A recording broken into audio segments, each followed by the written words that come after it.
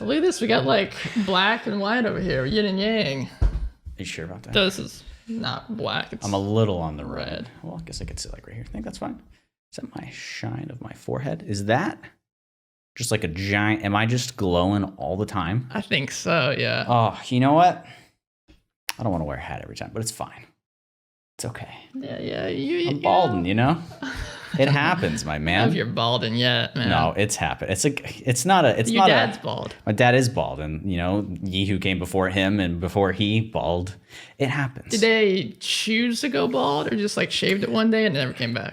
The situation with balding is, in particular, if you haven't gone through it yourself, I have not. Full head of hair. At some point you decide like, hey, You just I'm gotta hanging give on up. by a thread. Literally. It's time to let it go. Like the little baby hair still sticking I'm up. pretty much. I'll get there one day. Like, God. My damn. grandfather, he went bald at the age of like 18. So you're lucky. I am. Okay. And my dad's slowly going. My dad had like surfer hair growing up. Damn. So, Well, I mean, you remember what I was like in college. yeah. But the only reason my hair's so short right now is because I decided to shave it because I had my Yes. Britney Spears moment, Just decided well, it was you, the time. you moved. You were like, it's a new place, new me kind of thing. Do you like that trope in movies when the girl goes and gets a haircut after she breaks up with a guy or a guy breaks up with her? I feel like it's overdone. It's definitely overdone. I like the idea, the concept of like, hey, I don't need that guy. I can reinvent myself. But I think there's better ways to show it. I do think there are better ways. I also think you should come a little closer. Yeah, I can scoot. Scoot a little bit. We'll pull the table over. So For audio listeners, we have a little bit slightly new video layout. So we're going to be looking at each other. Yeah. That's if you're not looking at this right now. I'm just an oily person too. I'm not really balding that fast, but it's okay. We've come to terms with it. Just like I've come to terms with D&D and a bunch of other things lately, just kind of going to shit. Not really, the D&D you play at home at your table, not gone to shit. You're having a great time. I've played some D&D with different people lately. Really been enjoying it. Read the thing that we did last week. Minsk and Boo. That like reinstated some love that I've had for D&D. Yeah, I mean, the passion is out there. And I think maybe we should start covering third-party stuff on the podcast because there's so much good third-party content out there. Yeah. I think the difference between this and Pathfinder, obviously not the obvious reasons, but the other things is the core stuff from Pathfinder is so good. And there is third-party stuff. Like a lot of the third-party D&D stuff that I really love also make Pathfinder equivalents. Right. But I'd say the Pathfinder stuff is so good that you just don't need to reach out for that stuff. While D&D, it's almost like it's asking to be homebrewed because it's got great bare bones, but WotC just doesn't put as much. I don't want to say love because I know Chris Perkins and Matt Morellos love the game, but there's just something a little different about it. Maybe 5.5e will reinvigorate them. I don't know. I feel like they found their position and they're just like, all right, people are going to change stuff and do what they want. What are the things that we need to put their bare minimum to make this a product? But that's not what today's about. Well, I did see some people were upset about Strixhaven saying, I think it was the backgrounds are like too powerful or something. But the point of the backgrounds is similar to the Ravnica backgrounds from the Ravnica book. It's made for that setting. So if you're playing that setting, it's going to fit in great. But if you take those backgrounds and put them into your normal home game, they're going to be a little more powerful. Well, I mean, if you remember, Strixhaven was supposed to be a bunch of homogenous classes that everybody can get into, and it's like you pick your major. Whether you're a warlock or a sorcerer, you can pick this major. I'm sad and glad that they got rid of that. They took rid of it. They got rid of it. And so the backgrounds are probably where they're shoving a lot of this stuff in. I want more powerful backgrounds, so I'm not particularly upset about it. And that comes out December 7th, I believe. So it's coming soon. It's coming really soon. We are almost in December, huh? The end of the month after that is, first of all, it's our birthdays. Oh, yeah. And it's like the birthday of the pod, right? When did the pod come out? That's in June. Oh, never mind. I think. It's like forgetting your anniversary. That's fine. No, I also forgot. So, I'm not holding it against you. But then the other thing in January is the Monsters of the Multiverse book, which I'm looking forward to. Okay. But today we're gonna be shitting on. Is it more? I don't know. For context, last week Ryan had apparently told me that this is what we're going to be doing, and I asked him again this week, "What are we doing?" Because I forgot. And he's like, "I already told you. You just sit back, and I'm going to throw something at your face, and we're going to go." So I have no idea what we're talking about. This is our new kind of experiment where we're going to do like some bigger episode, which was our Minsk and Boo, and then have a smaller maybe it doesn't have to be a smaller episode, but just a smaller topic that allows us to either cover multiple small topics or just something fun that we found on the internet we want to cover. Then the week after we'll cover something big. So this, I found a post on the DNDNext subreddit. He being Ryan. Yeah, that's me. And me being Braxton, this dungeon crawl. We're going to go straight into it. Yeah. I found a post where this guy had asked the whole Reddit what people's least favorite class to play is. And they made a whole, technically, the way they did it, and I didn't realize this until I read it a little bit farther, they actually made it hard on themselves. They should have done it poll form, but they didn't. They just made people like post in the comments, and then they did everything by hand to make the stats for it. Yeah. Ouch. They said they didn't plan for so many people to respond to it. So the only issue that we're going to have with this, everyone knows anything about statistics. You want to have a fairly large sample size to grab from all different sources. So of course it's just the DNDNext subreddit, which we don't know the demographics of that in the first place. Second of all, this is only a 500 sample size. So it's not super big, but it's not too small either. Okay. And they didn't do things where people say, I don't play casters, period. I don't play martial classes. It's all specific. I only play warlock. Yeah, it's kind of like I don't like warlock, so I don't like playing this. So they only focus on those results. So I want to hear your thoughts first. What you think will be that now. I don't know if you can pull it up, but maybe you could do the ranking system if you want to say which class you think will have the most plays. There's a lot of classes. Or you could just do the most and least played. No. I mean, you recently posted a, I think it was it in our, which Discord is it? The astrology D&D classes. Oh, it's in our general waffle. In our Discord. If you just want to hop into our Discord chat. Link in the link. I think the only one on there is not Artificer. Blood Hunter is also in this. I'm not going to count those because nobody knows them. Okay. Well, I might do it, but I'll say this is your least favorite class. So the ones with the most votes, are the least favorite to play.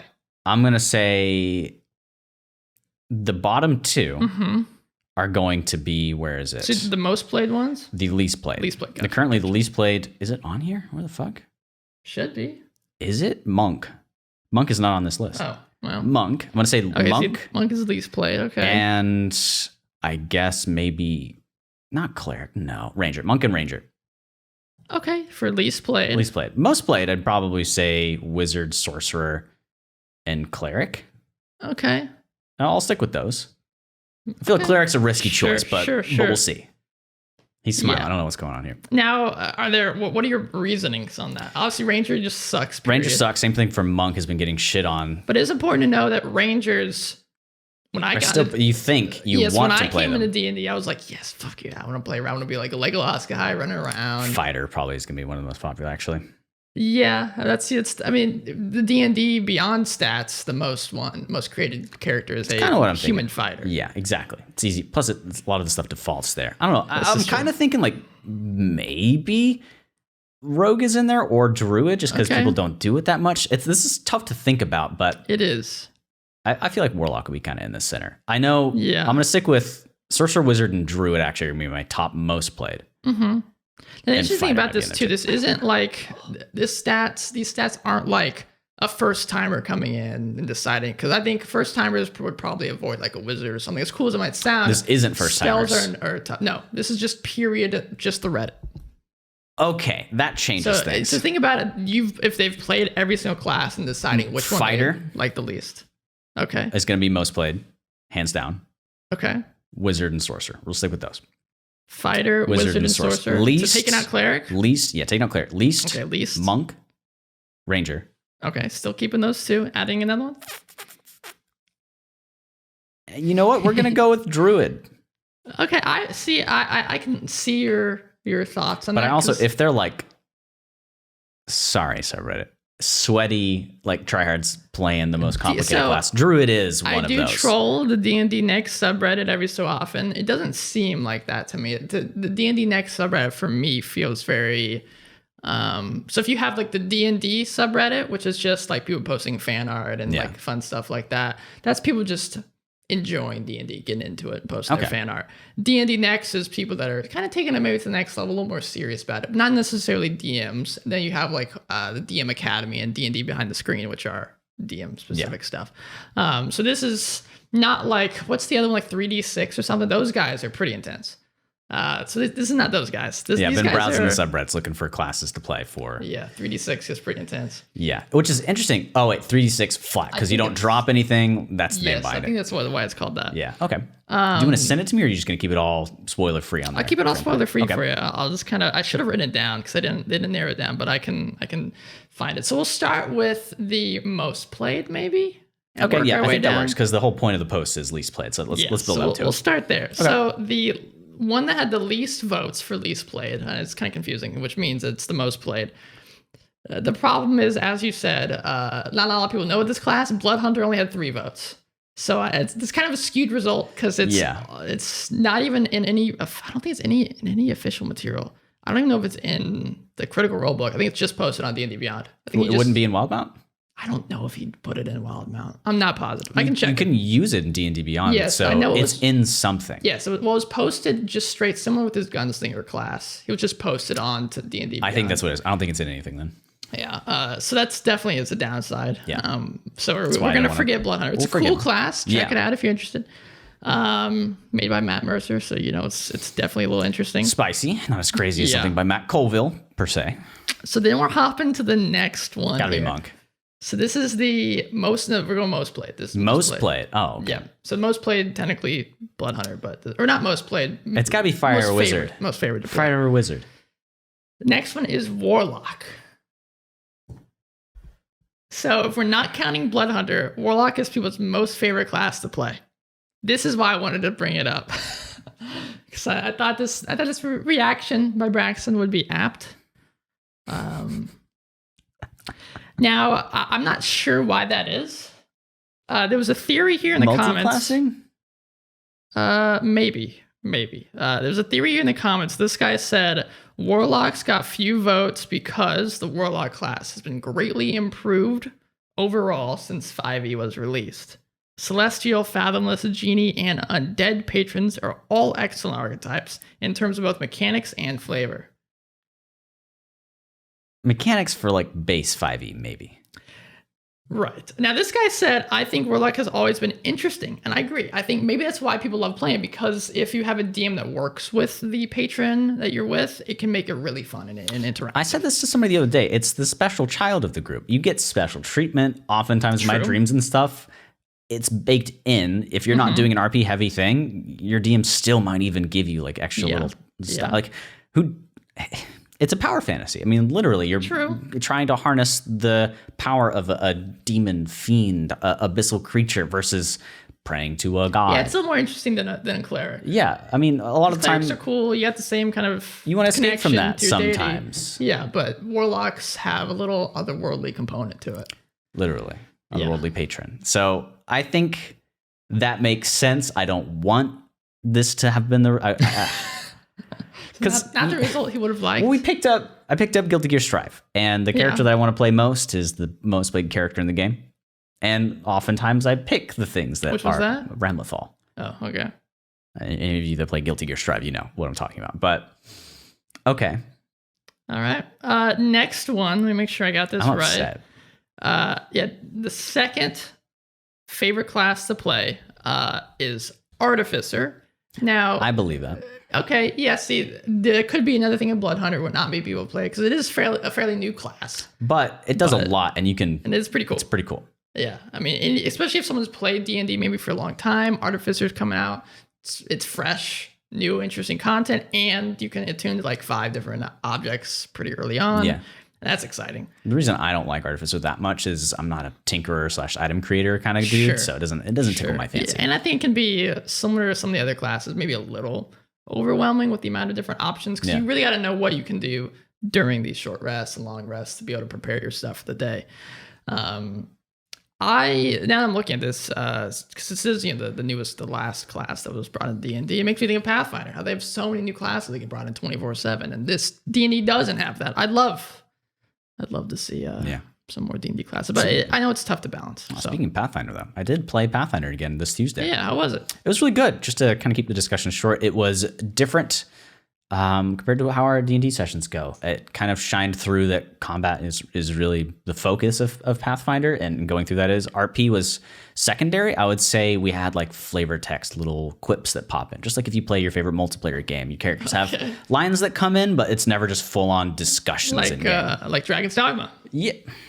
You pawns shout things out. But pretty much like that. I mean, we got into a fight once, and my dude's a giant gnoll, and he's been wrecking stuff as a magus. And choice. For some reason, I chose that he doesn't like bugs because when they die, they explode and fur gets all over him. So it's like, I don't want no bugs. Get out of here. And it's a fun time. But outside of that, not much more RP. So play more Pathfinder for you. Those of you that have been wanting us to do that. Yeah, it was a lot of fun though.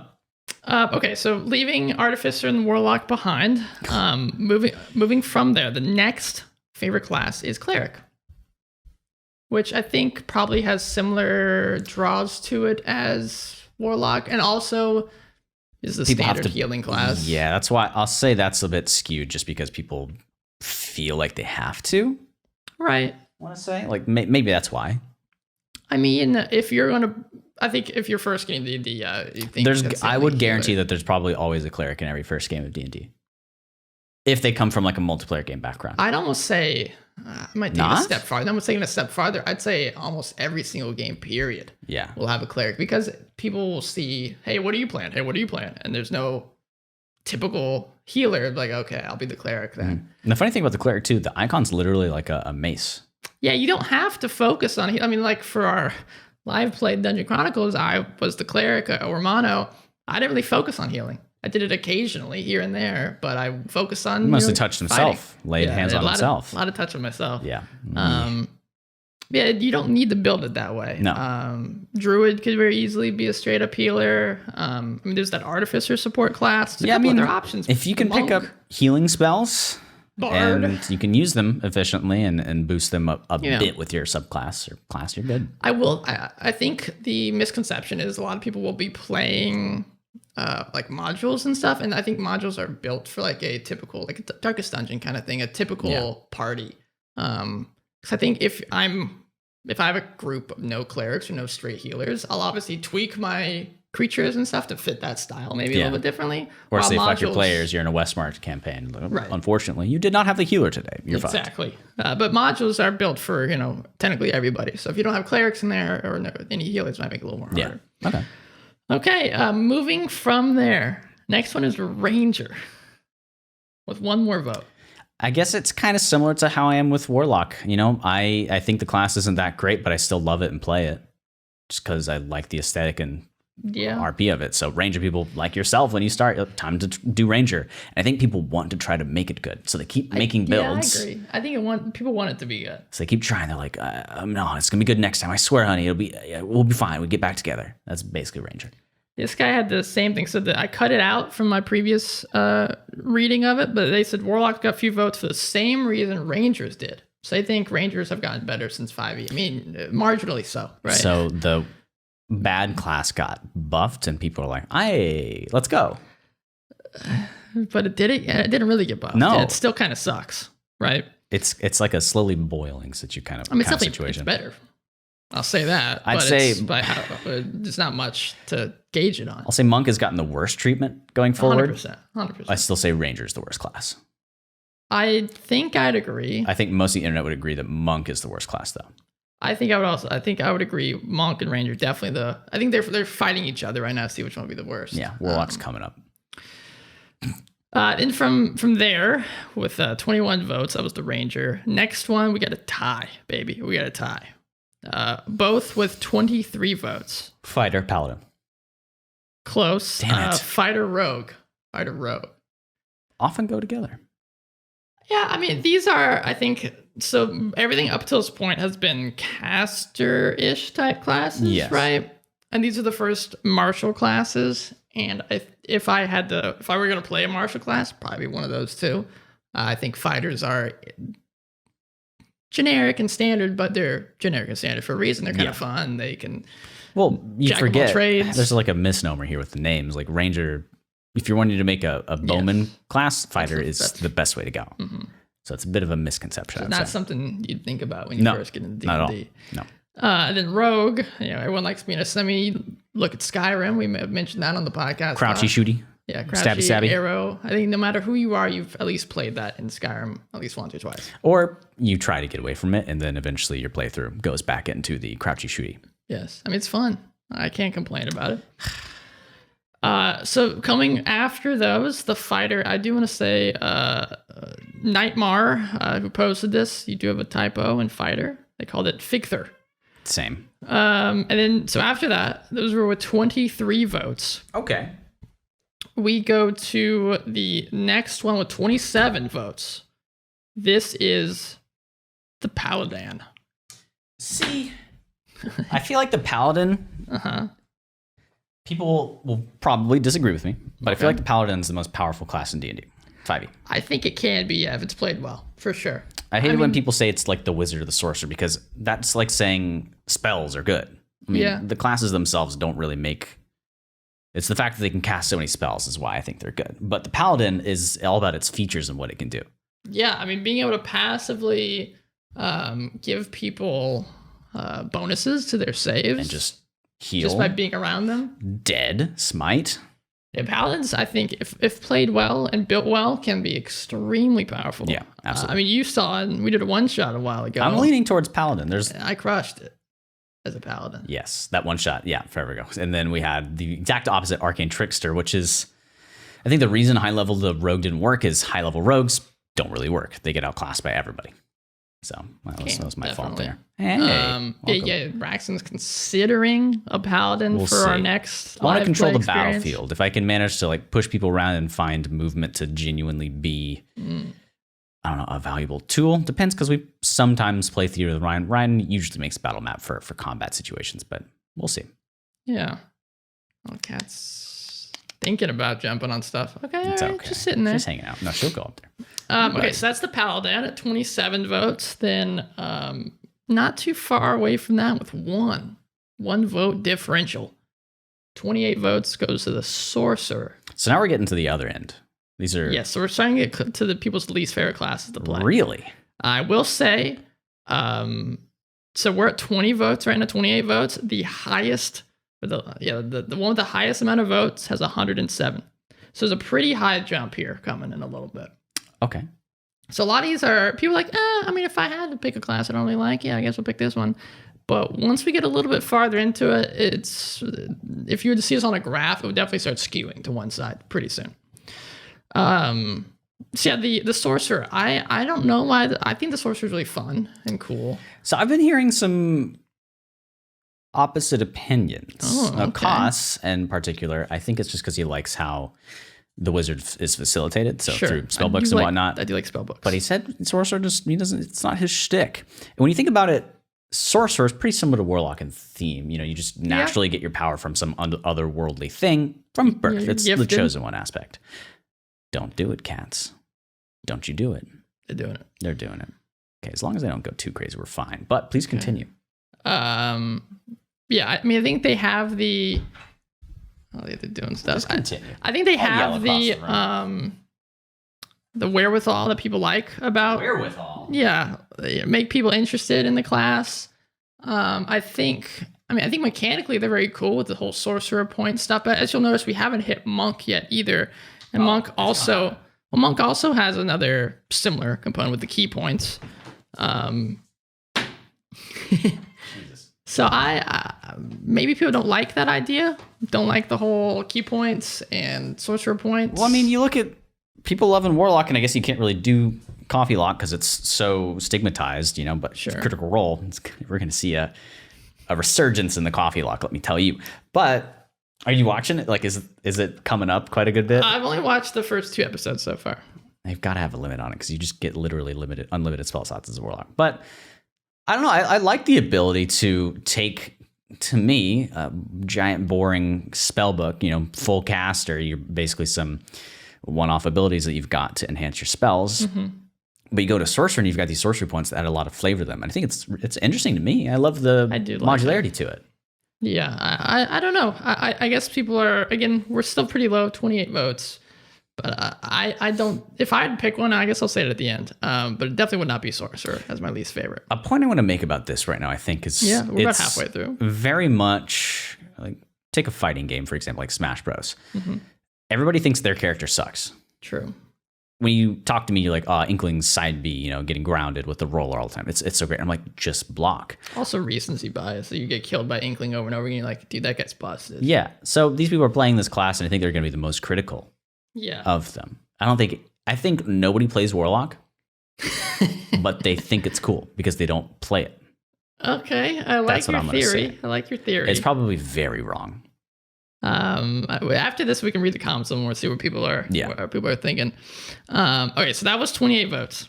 From there, we're hopping to, it looks like 30. Yeah, I should have put this in order ahead of time. We're hopping to 32 votes, it looks like. If Monk's not last, I'll be sad. With the Bard. Okay. The good old Bard. All the comments are just like, too much sex. Yeah. I still don't know why people still have that misconception about What do you bards. mean? You get a Bard, they're the highest charisma class. I know, but it's just how the world is. I guess it's. But do you think people actually play D&D that way? I think I want to seduce the. We're very different. A vast majority of internet culture right now is very like memey towards like being over sexual and just making kind of perverted lewd jokes all the time. You're very far removed from that, and I don't particularly play that way either. But it's very common. Like if you got Hopeful Pancake in our Discord together with a bunch of other people that. Like on that spectrum of stuff, a bit more, we're not boomers, I guess, but people that aspect, they love like being memey and flirty-ish. There's definitely a space. I think that there's almost like 3 different genres of D&D play. Yeah. There's the straight up just fun comedy stuff, which is kind of what we're talking about here. Just people shooting the shit, having a fun time, right? Then you got people kind of in between of like serious and jokey, where they're kind of telling a story, but also maybe dungeon crawling and relax and just shooting the shit with some friends, but not as jokey. Then you got maybe the far other side, that's people being really serious, getting really in depth and role playing into the serious characters and that type of stuff. I think the majority is that, hey, you guys want to play some D&D? Oh, hell yeah, let's do it. Okay, you walk into the dragon's lair. Okay, Bard, your initiative check was up first. Okay. I want to seduce the dragon. You can't do. I'm going to look at it in the eyes. You remember Shrek? Rolling right now. They did it in Shrek. Roll right now. Okay, not 20. What does it come out to? 32. Oh my god. Yeah, that's and then stuff like that. DM side. Okay, it's just like it's this concept of I want to everything I just created. Yeah, I want to fuck with my DM and just make their life hell. I saw an interesting theory recently. A quick sidebar. That people, on one hand, think that DMing for other DMs is helpful. That you're like, they're going to be more listening, they're going to listen to me and then be more engaged. And then the other people are like, well, I disagree because I think they're going to be more trying to poke holes in your world and like, when I'm a DM, I hate when people do this, so I'm going to do it to them. Yeah. Yeah. Especially like Instagram reels and TikTok shit. A lot of these skits that people do for D&D, it's always these types of playgroups. Yeah, my girlfriend will show me the TikTok D&D skits. Maybe one day we'll do that. We need to if we want to. Yeah, TikTok is it's the spot for discoverability, which is crazy to think about. Okay, so from the Bard, we got where is it? Yeah, so that's got 32 votes. Next one is 41. Surprisingly, not higher is the Druid. Druid's an enigma to me. I think it's the class I have the least knowledge about. I think it's tough to know about because it can do so much. Yeah. I'm also just not a nature boy, so maybe that's it. Right. But it's not really a jack of all trades, but it fits a lot of holes. When you can turn it into anything, kind of become a jack of all trades. You can turn into a dolphin, help your people swim across something. You can turn into an ape. You can do a lot of different stuff. There's a lot of turning into apes in our home game. So there are a lot of apes. A lot of apes. But no druids. No.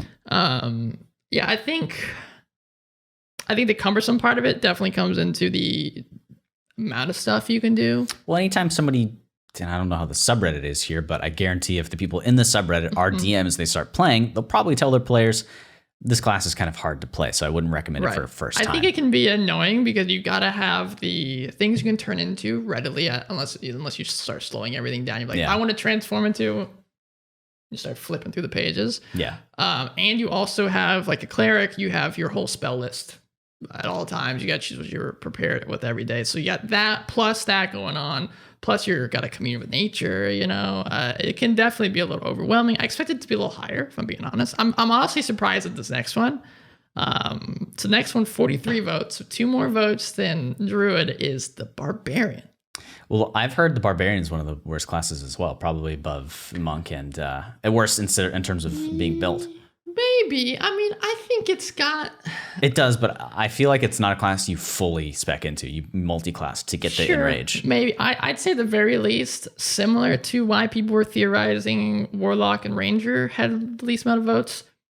I'd say the same with Barbarian. It's gotten a lot better from the Player's Handbook. There's some really cool stuff in Tasha's that have come out, like the... kind of like the werewolf. I can't remember what it does, but there's some really cool ones that I think are really spice up the Barbarian. There was a comment I might not like it because it's kind of one note. It is very one note. And to that, I read a thread that, if you're the min-maxer kind of person, there's really one way to make a super effective Barbarian. But of course, you and all your friends don't have to play Barbarian. That way you do what the hell you want. But this class in particular, it's like, if you're not doing it this way, you're pretty far behind. So maybe that's why. I don't know. Yeah, I mean, definitely does feel like, because I mean, when you read a Barbarian class, there's not much stuff you can do outside of combat. It's definitely combat specific. Yeah. And I think a lot of people, when they make a Barbarian, they definitely stereotype it as I'm a stupid Barbarian who's going to be punching stuff and not really saying much out of combat. Barbarian, Hexblade, Echo Knight. Whoa. You shoot your shit, you're done. But so is everything else. That's fair. Fair. Okay. Yeah, maybe that's why. Because I'm really interested to see the comments. Yeah, I'm interested to go into it from there. So then we got that was at 43 votes. Now we got a big jump, right? So we have 2 left. If you haven't figured it out by now, 3. Sorry, no 2. Yeah, I was correct. So with 100 votes, going from 43 to 100, damn, is the Wizard. Now I feel like I feel this post is genuinely just a popularity contest, and people who play a certain class are going to hate on the class the most. Maybe, but I feel like a lot of people play Fighter, Warlock. Maybe not Warlock, but definitely Fighter. Definitely. We haven't gotten to Fighter yet. We did, yeah. Fighter was 23. 23? Okay, so maybe not. That kind of disproves what I'm saying. Okay. Yeah, so I don't know. I don't know about this one. Well, maybe it goes into what I say. It's just a walking spell book. And maybe that's fun for you. I mean, some people like finding spells in the world and putting them in their book for gold. But I mean, maybe the issue with that is maybe your DM's not giving you the spell books. Yeah. Like, I'm actually on the flip side. I loved it so much when I first got into D&D. I didn't know only wizards could do that. So I don't know if you remember, but when we first started playing, I had spell books, a lot of spell books out there that you guys could look at. And then you're like, well, I can't do anything with this. Yeah. Well, if I was Tome Warlock, yeah. Sure. But I look at it. I saw them just tossing away the stuff. I was like, why can't they? Oh, it's only wizards. Yes. Go figure. Yeah, so that's with 100 votes. So if you haven't figured out, if you're keeping score at home, the most voted class, monk, with 107 votes, hands down, is the monk. Okay, easy pick. If you're involved in, I guess, the vocal minority on Twitter or in everywhere, pretty much monk. Right. People hate it. Yeah, I think it's mainly because of the mechanical weakness of the class, for sure. I think flavor is kind of cool, but I'd say even still, and this guy even says right here, the guy made the poll, says in the original post, the monk had a lot of comments about the mechanical weakness, and the second most comments about it were that the flavor did not feel great in a typical medieval setting. There are monks in a typical medieval setting. Not karate monks. The monks in medieval are like praying monks. I guess that's true, but I mean, in Asian countries around that time, true. Yeah, but that's not in like medieval England. Traveling, I guess. I don't know. Yeah, sure, but are people not picking classes because it doesn't fit in their DM's world? No, they play whatever the hell they want for the most part, unless your DM's like, no, it doesn't work in my world. I am outlawing all monks. In that case, you should probably leave that group. I did actually read an interesting comment about DMs should say no more often.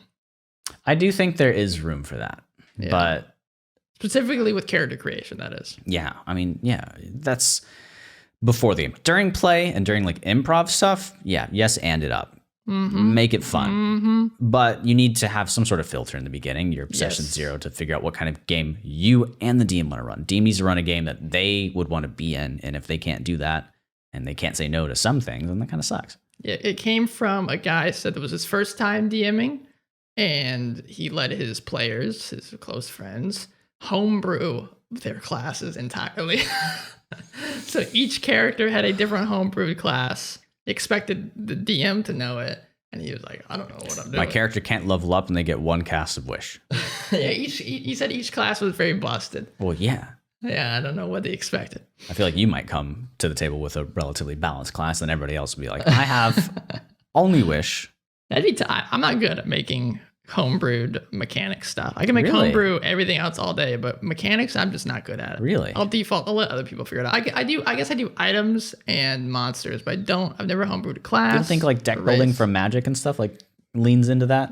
I guess you're taking bits and pieces and seeing how they work together rather than creating from scratch. But yeah, I mean, I'm not good at great at deck building either. I'm good at taking a shell and building out of it. Yeah, you can do that in D&D. Maybe. Yeah, just don't copyright. So this guy said the guy that made the poll also made a comment on the wizard. He said, in second place we find the wizard. That one caught me by surprise.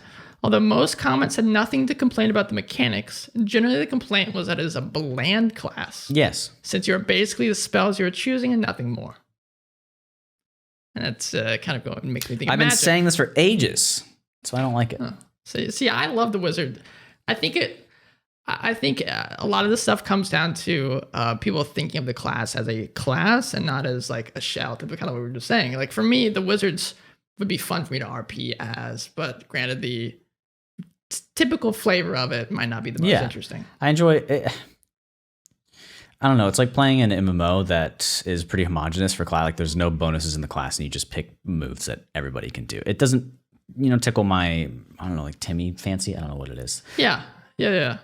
It's just a bunch of spells that you can cast, and at some point you've cast every spell, you've played every wizard there is, except for Bladesinger, which is pretty unique.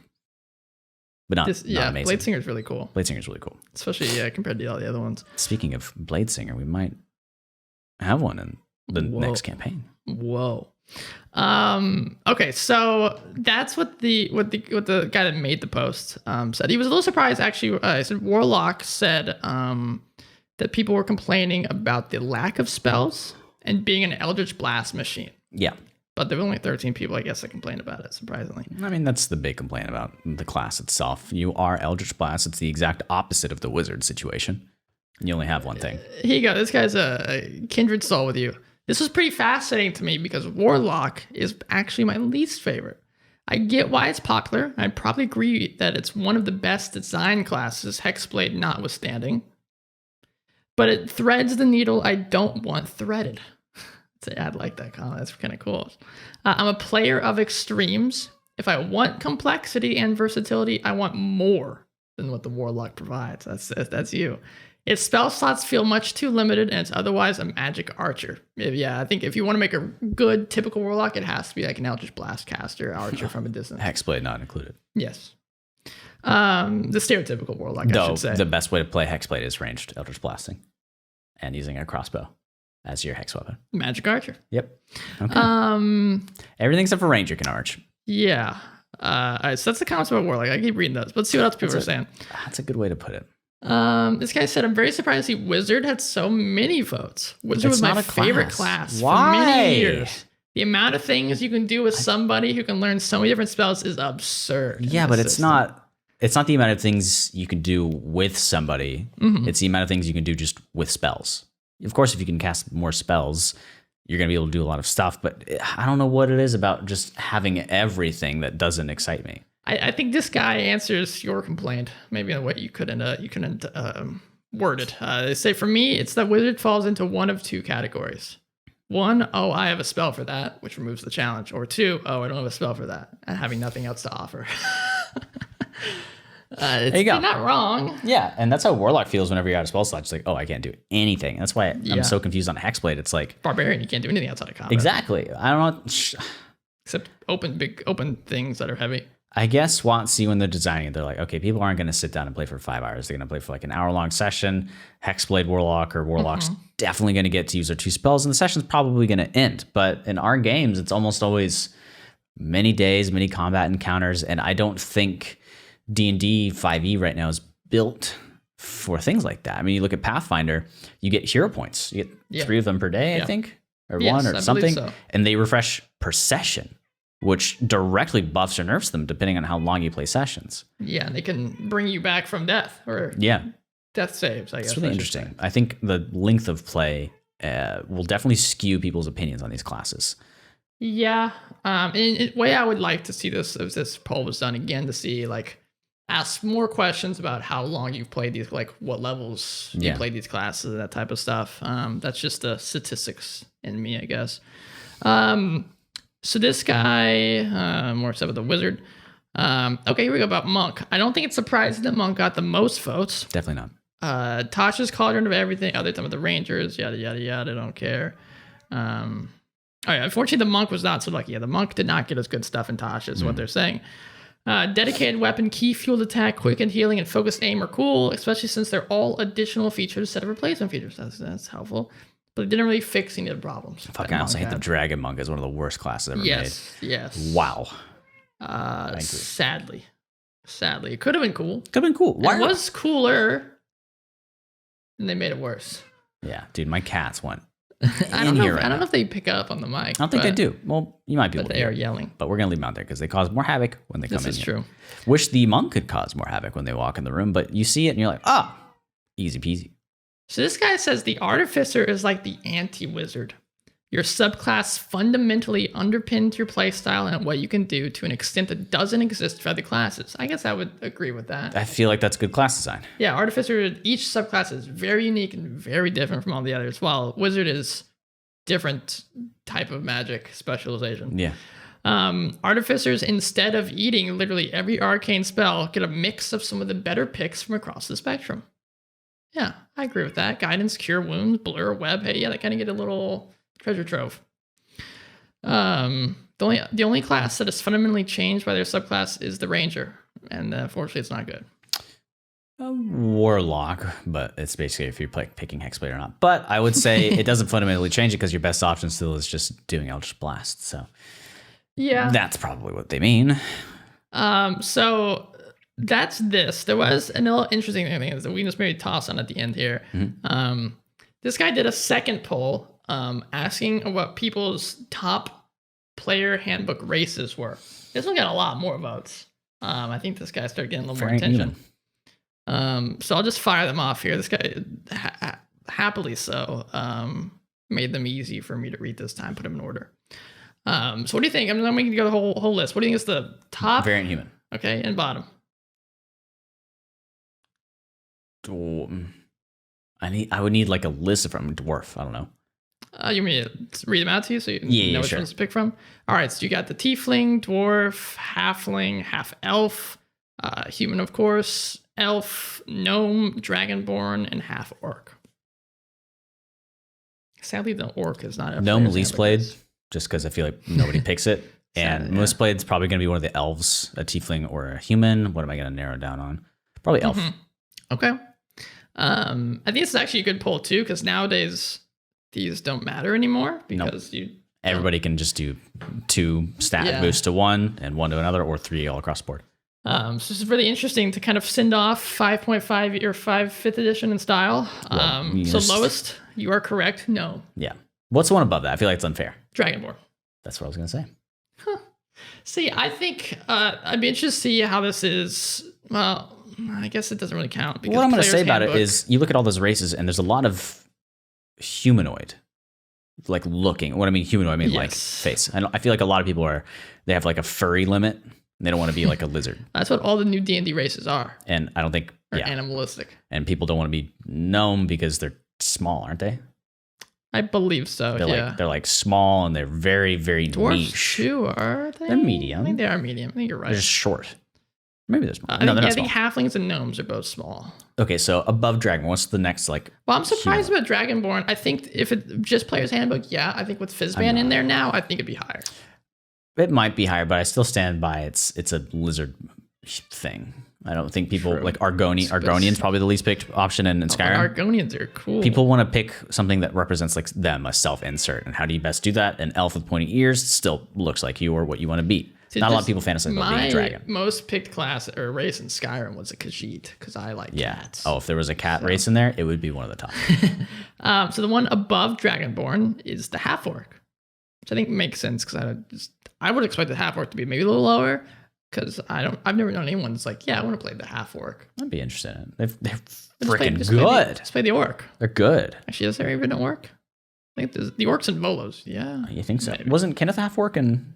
I think so. Yeah, it's very good. It's very good, especially for martial class. Yeah. Okay. Then we got halfling above that. I guess for the reasons you were talking about, small. Maybe similar reasons as why Lalafell is hated so much. Lalafell I hated so much because they look like childs. Yeah, which is just what a halfling technically I guess. is. Okay. Then we have the elf. Okay. Sad I went with it. Half elf would definitely be pretty high. But yeah, half elf is right in the middle. Tough to beat tiefling and variant human or human. Yeah, above elf is tiefling. Then above tiefling, dwarf. Okay, human wins, doesn't it? Then half elf. And then human at the top, baby. See, it goes from most Why play something interesting when you can play yourself? Yeah, exactly. You've got human, play yourself, and then fantasy races where you can still look like yourself and have like a power trip by being an elf or a tiefling. And then you get the farther away and the more, I guess, non-traditionally attractive or beautiful by current society's standards. People kind of steer away from it because of how things have been. However controversial that statement is, it's kind of how it goes. I wonder if like RP comes in that a little bit. People are like, if I play a orc or a dragonborn, I gotta put on like some weird voice or something. Like, I don't want to put on a voice. Too, I'm just gonna be a human. Yeah. So I will say the interesting about this though is there isn't a big skew like the last one. Pretty gradual. Yeah, it's very gradual. Okay. The lowest has 5% of the votes and the highest has 19% of the votes. So it's a pretty steady climb all the way up. Very interesting. Very, very interesting. But yeah, that's that. I'd love to see more of these kind of polls on like, I don't know. I like how maybe I should contact this guy, old Nithmar, on the DNDNext subreddit. If you're watching this, nice polls, but I'd like some more demographics and some more options in here. Yeah. I almost feel like this guy, they're going to start doing one every Monday. That's kind of cool. That's a lot, damn. Yeah. I almost feel like you could use these as like a statistics project in a class or something. That'd be fun. I mean, WotC should be doing it. Well, they might be with data they get from D&D Beyond. But or there's surveys that they do. Yeah. They sent out a beefy survey. It was definitely for... Yeah. It was for everything. You could say... I think it was classes in particular. You could say what you played, and if you went into any of them, like if you said you played every class before, it would ask you incredibly in-depth questions about how you would improve it, what you dislike, which subclass. Like is it recent? No, it was like a month ago or so. D&D play activity survey. Yes, this one? like you exponentially increase the amount of work you do on this survey by how much you play. So survey's now closed, everybody. It is closed. I did it and I picked Warlock and I didn't have enough time to type what I thought, and reading posts like these really helped me.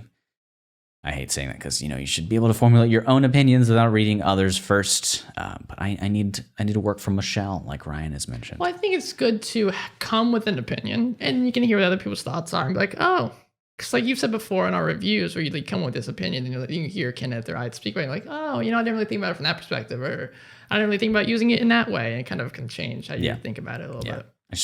There's such a, not stigma, but just think for yourself sort of thing. I don't know. I try to get away from. Meh.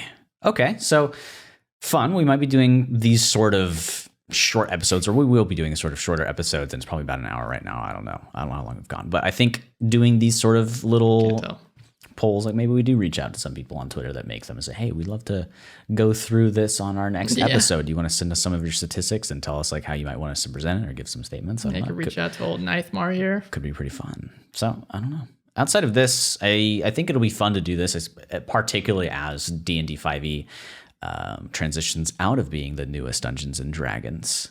Yes. And doing this for Pathfinder too. Yeah, which will come out. I mean, if 2024 seems so far away. You say, how old will we be? We're about to be 25, and that'll be in 2023. We'll be 26.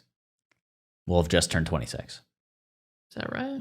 No. No. We're turning 25 in 2022. 2022. It'll be 26. And 2 more years. No, you were right. 27. 27. Wow. Whoa. 28's my age where it's like, okay, you have no semblance of young adult or kid in you. It just reminds me of when Bethesda announced the next Elder Scrolls. It's like they probably just decided, okay, people are kind of upset about D&D right now. Let's just give them something to hold them over. Hey, we're working on something. It'll come out in 3 years. Yeah, they're like, okay, well, for Skyrim, we usually have to wait for Skyrim's 10th year anniversary to do that, so we can again release it for a $20 add-on that changes the framework of the entire thing and ruins it. All of Nexus mods Tom things. Howard over here saying, hey, we're still working on Elder Scrolls. It's very much in the beginning stages. But Starfield's coming out soon. Soon? Well, not soon, but... I don't mind. They can work on it for as long as they want and then release it. As long as I'm not dead. I'm just... I'm not excited for I'm not excited for Bethesda anything. Stuff anymore. They've lost my goodwill. Well, it's got for me, it has the Far Cry problem. Far Cry came out. You play the new Far Cry? I will not. I wanted to, but now I will not because it's literally just get a gun that can shoot and crouch and headshot stuff. I did play a little bit of it. You bought it? No, you play Connect. I was like, it's like $5 a month, and I was like, it's very much just Far Cry 3 again. Yes. It had sections where it looked beautiful, and then literally 5 seconds later, it was like, that looks like it came out 10 years ago. Really strange. I did hear they had issues, and I haven't played it since a few patches have come out, but I did hear they had issues with like bugs with the textures, so that has something to do with it. Video Game Donkey made a video on it, and he said it's a masterpiece, and usually when he titled something like that, that's usually bad. It is usually very bad, and it was a really funny video, as he usually throws out bangers, but it's... Like Donkey said, just Far Cry 3 again. Far Cry 3 was a great game, but now it's just go to a high place, shoot guys in a thing. Far Cry 3, the one with Voss? Yes. Okay, yeah, that one was pretty good. At least up until he was no longer in the story. Yeah. That I really liked. I also loved Far Cry 2, just because it was the first game I ever played that had fire physics. Yeah. I just walk around and toss Molotovs. What's Far Cry 2? Everything after Far Cry 3 is just, they're trying to do the same thing, which I don't mind it. That's Ubisoft, yeah. Exactly. Sadly. Well, I think it kind of comes into play. These are... Assassin's Creed as well. You identify the best algorithm or the settings for business, and you keep making money, so hopefully... Which is a shame, because I love the Assassin's Creed franchise just because of the history nerd inside of me. It's like, I love being able to walk around this era of history, and then the story is very lackluster, and... Like, I loved Odyssey and, like, the other Assassin's Creed, just to walk around and look at the world, and I just ignored everything else. Yeah. I'm not going to lie. I've actually answered at least 1 or 2 questions on a test because I played an Assassin's Creed game. Like, the old games were superb. And am I the only one that kind of enjoyed the Ezio backstory stuff? Ezio stuff is still the best in the series. It's so fucking cool. I want to play in a D&D world where there's this ancient civilization. I'm like, it kept me on the edge of my seat for a long time because it's... kind of Lovecraftian in a sense, not just thematically, but something underneath the surface. Like, what is this? Yeah, the Ezio stuff was phenomenal. Yeah. I love me some Ezio. Auditore. Mass Effect does it too. It's something about ancient civilizations just gets me, man. Yeah, so there's a couple of shots in Mass Effect, you're like, whoa, that's the space. I mean, so speaking of space real fast, if you guys haven't watched it yet, you definitely should on Amazon Prime watch The Expanse TV show. Absolutely, the 6th season. Is it an informative thing, documentary? Is it a show with writing? It's a sci-fi TV show made by 2 authors that made a joint name called James S.A. Corey, and they've like gotten 10 books out or something like that. Each book phenomenal. Only read the first one though because I got sucked into the TV show and then I lost track of stuff. But the books are phenomenal and the show adapts it pretty well. It's a slow burn the first season. If you can get past the first couple episodes and you're still interested, sink your teeth into it. But it's a show with like a script, or is it? Yes. Okay. The 6th season about to drop. They made 3. Yeah, they made 3 seasons on Sci-Fi Network. And they got canceled on there. Wow. Jeff Bezos, with his money, came in and bought their rights and made the next 3 seasons on Amazon Prime. Damn. And then they're getting canceled. Well, not canceled. They're wrapping up the season, the show. There's still 3 books that still need to be adapted. And they said, we're going to try to work on something. Wink, wink. So probably movies or something. And you're foregoing a lot of information about it. So I definitely just have to... Okay. It's so good. Anyways. It's like I always describe it as Game of Thrones in space for a little bit, and then shit hits the fan. It's like the sci-fi nerd in me loves it. God, I can't remember what it's called, but I told you about a show that kind of set the frame for Chronicles while I was writing it, at least. I don't remember what it's called. I told you about it, the general concept of it. Sounds familiar. It's really good. It's on HBO Max or something like that. But really cool concept of like fate and cause and effect, essentially. Not an anime, right? No. That's what I was going to say. There's a couple of shows like Squid Game, what you just told me about. Have you watched Squid Game yet? No, have you? No. We're actually playing. So my girlfriend and I just finished watching Midnight Mass. Great. We watched the whole show in 2 days. Watched the whole show in 2 days. I still need to finish Dune first. Yes, definitely. I think it's gonna be taken off HBO soon. So yeah, get on that. But Dune's amazing. Midnight Mass is really good. Don't be turned off by the religious stuff in it. It's actually got really good commentary. Damn, sucks to have to say that, but it's commenting on religious trauma. So if you're into religion, it might cause you some problems. But actually, they don't show it in a negative or positive light. They're basically showing you the good and bad sides of religion. Yeah, they do a very good job with it. Surrounded by like horror monsters and stuff. It's very good. So if you like this kind of stuff, at some point we might start doing a space, but I know we'll be talking into empty space for a while. It's kind of nerve-wracking. You basically just go into a Discord channel, but on Twitter, and people jump in. So you and I would have to like already just want to talk to each other, which... Can people hop in and chat too? Yeah, so they can request to speak. Oh, wow. It's really fun. It is kind of cool. I don't think there's many people that do in the D&D space right now. So I did it with one of my friends. I have seen any. It's hard to get into. Like if you're following somebody, it will tell you like, hey, so-and-so is starting a space, or you can follow certain categories. There's a very strict certain amount of categories you can do in like entertainment, news, finance, business. And if you are interested in that category, like show up on your you feed can like browse. It's like a thing that you can go into, kind of like browsing a hashtag, so to speak. But it's really fun. You can only use your phone right now. Oh, weird. Yes, I think it's just because it's software development. That's just kind of what they got out first. Because I can't even watch them. Like I try to look it on my computer and I can't even find out how to connect to it. So it's kind of like running a radio show, in a sense. Interesting. It's like their form of live streaming. Did I miss shows? I mean, the radio still exists, but I don't turn them on. Yeah. Podcasts are my radio shows now. Yeah, and I think if this specific podcast ran for longer, like 2 hours or so, live streaming could be pretty fun. But I feel like it would be kind of hard to. I mean, maybe we do on YouTube. Maybe we could easily. It would be so easy to do it. Yeah, just literally connect that in, boom. And then it goes up. If we can like fully mix it, going into YouTube. At least for the YouTube video, we could just toss it up. Or for our Patreon listeners, get the full uncut, unedited us waffling. But anyways, we could even do like a bonus episode where we just talk about media or something. That could be fun. Yeah, because the way we do this, since we don't edit it, cut it, or do anything like that, it would be so normal for the situation of live streaming. Like Linus Tech Tips, the WAN show, they do that on it's all live streamed, but they talk like a lot, and there's a lot of tech news to talk about versus D&D, so they got more content. But anyways, we do have social media. We've been talking about Twitter. You can follow us at Dungeon Crawl Pod on both Instagram and Twitter. There, hopefully we start doing some more stuff whenever like it's easy to get in. It's just such a weird space, D&D Twitter sphere. Why are you so reclusive? TikTok, you're not. So we'll get in there one day. But at Dungeon Crawl Pod, if you want to email us, thedungeoncrawlpod@gmail.com. Don't forget the the. Let us know if you like this new layout. Yeah. So we might get a little closer. I think it's more personal. I very much enjoyed it. It felt less like It felt like a conversation. It felt more like a conversation. So we'll probably keep this going on. I think the lighting looks good other than my glowing head, but maybe it'll become the mascot of the show. Maybe. Outside of that, we do have a Discord. We've got very many games running on right now. Some of my new internet friends have been jumping in, and there's a lot of people that want to play Pathfinder, Call of Cthulhu, D&D, Spin. We're thinking of apparently making a West March campaign. Yeah, there's a West March in the works. Of game systems. Yeah, I don't know how that's going to work. You can think about it like Wreck-It Ralph with all the different levels games you can walk into, or... because they used the word the Nexus, so I was thinking about Demon Souls. Yeah. It's a little different there, but still. So we're thinking about that. If you're interested in something like that, jump in, chat with us for a bit. We won't just let anybody jump in right away. As like an adventurers league that doesn't suck.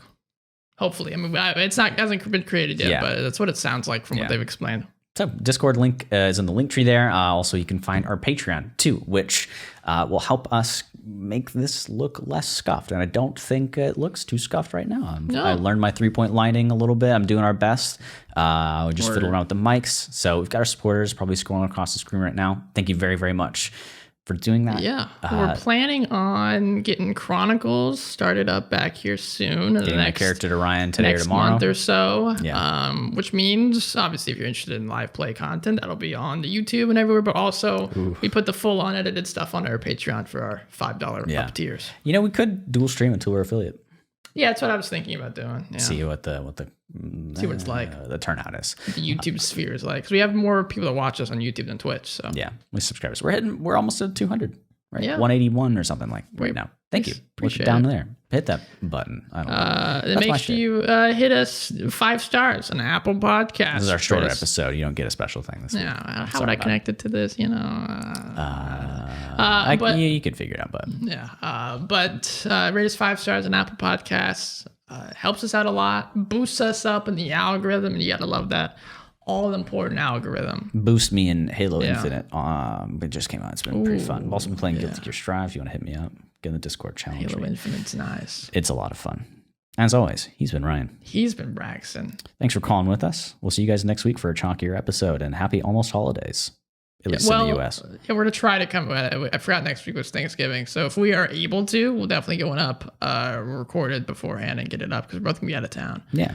Even though we're still only like an hour and a half away, but I'm not bringing my stuff. He's not bringing his stuff. Maybe we host a space randomly, record it, and just toss it up. Space. No video.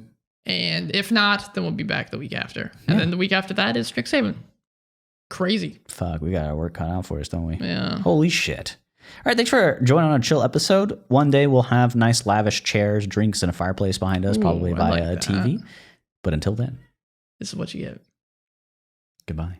Take care. The funk.